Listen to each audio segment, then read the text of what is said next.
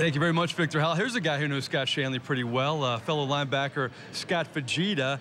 What'd you think of this game? Was your heart pounding a little bit at the end of this one? Man, I was so fired up all week just getting ready for this game. And then to come here and be with all the guys from that 2009 team, then to be in the stadium and have that much energy and have it come down to making a big defensive stop.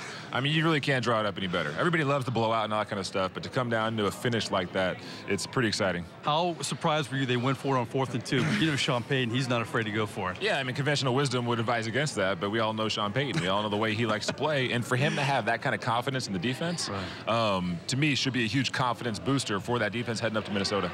I know Sean Payton always said when you guys won a Super Bowl, you will walk forever.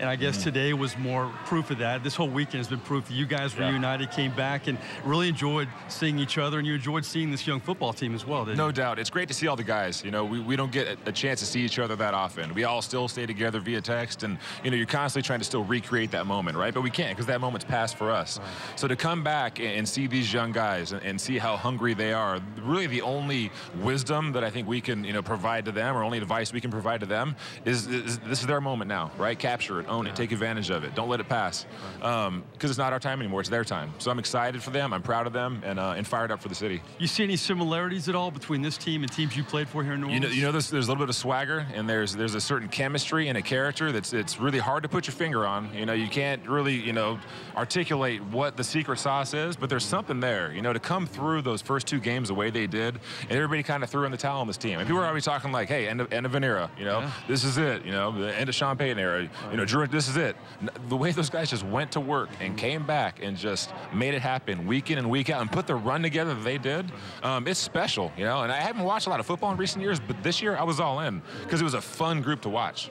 You spoke to the team last night. Motivational speech. I know Sean Payton wanted you to speak. Can you take us kind of behind the curtain at all and give us your message to the team and what you told them? You know, part of it really was, like I said, it's just encouraging them to really look at this moment and identify the things that make this moment personal for them. You know, I felt like one of the strong points of some of our successful teams is that guys found a way to make things personal. And that's not the same as taking things personally, but making things personal. Whatever that is for you, you know, that thing that sort of gets your, you know, belly to burn, right? That chip on your shoulder, your edge. It's encouraging guys to find that, you know, find that place and then capture the moment, right? Own it, own the moment. How far can this Saints team go, you think?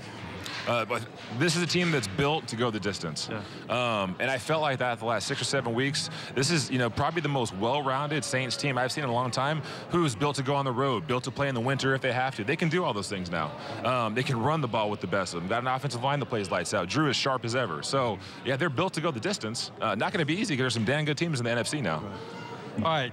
Reggie Bush was nice to Scott Shanley, but Jonathan Vilma kind of had some fun when I had him on last year. What do you think of Scott Shanley, the broadcaster? Does it surprise you that he went that route post-playing career here? Doesn't surprise me that JV would be a hater. We all love JV, but man, he's the ultimate hater too now.